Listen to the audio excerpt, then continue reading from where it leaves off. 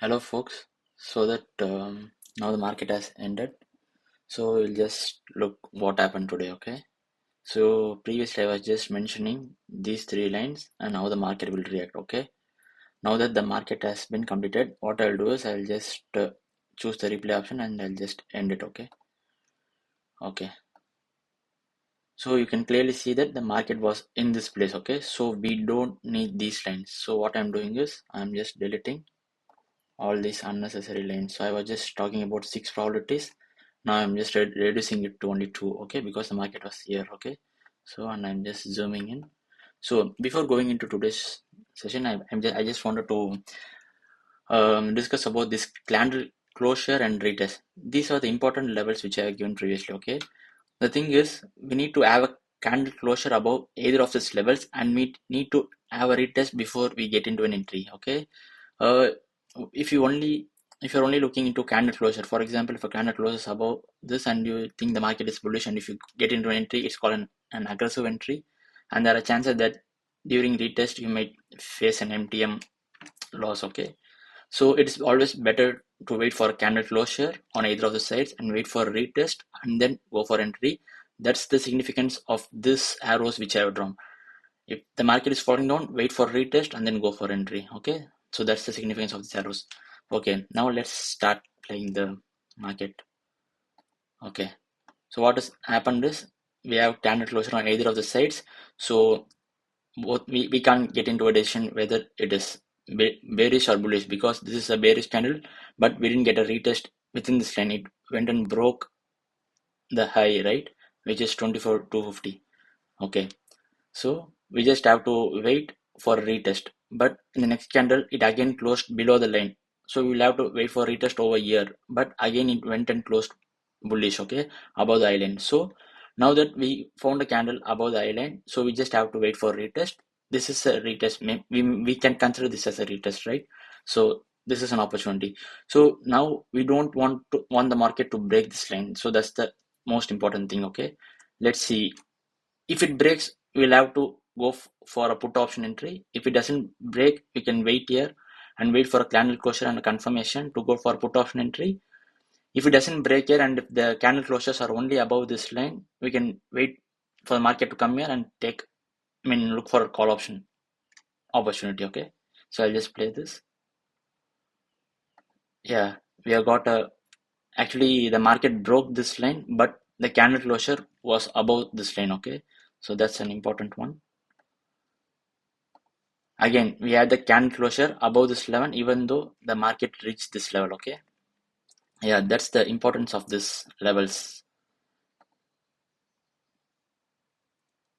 So yeah, we got a candle closure here, but again it went and closed above the I zone. Okay, and then we should wait for retest and go for an entry. Okay, so why was market not able to move above this level?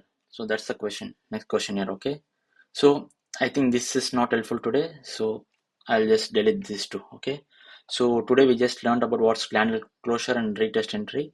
So yeah, so basically I have given this level as 24,250, right?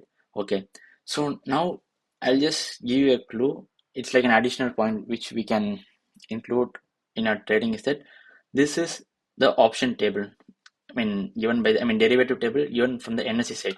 I'll attach the link where you can get access to this table, and it is from the National Stock Exchange of India, where they just update it regularly. For example, I took this screenshot on July 3rd, 2024, 10:28 a.m. IST. Okay, you can just refresh, and these positions keep changing depending upon the volume of contracts that has been being added. Okay, today the high level, which is 24,250, right?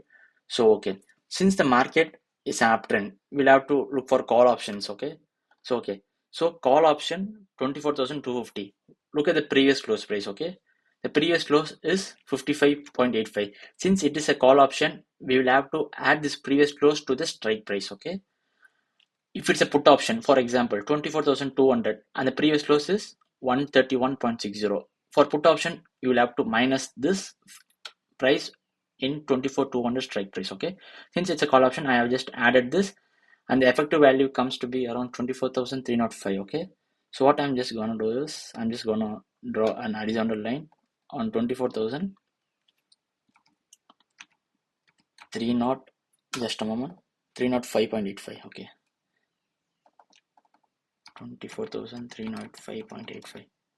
So yeah, so the market was able to reach only to the previous close price of 24,250 and it was not able to break it. Okay, only if it had break it and if it had come again to the high level, we can look for the next entry, for example, which is like 24,300 call option. You just have to add the close price, which will become 24,339, right?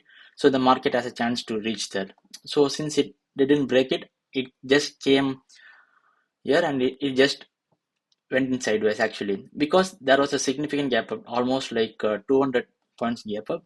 The market was mostly in sideways trend, but it was not able to break this level. Okay, so which means the out of the money call options, okay, out of the money call options were trading above 50% or something like that. Okay, yeah. So this is about today's market. I think this was useful to you. So this is the level which it's respected multiple times, 1 2 3 and fourth. Yeah, it did break here, but yeah, and then the next candle it closed above it. Okay, so yeah, I think this is helpful. And then I'll just update the levels for tomorrow in the morning in the pre-market session. um if it's useful, do care to just like and subscribe, and also if you can share it to your friends, it will be helpful for me. Okay, see you soon. Bye, take care.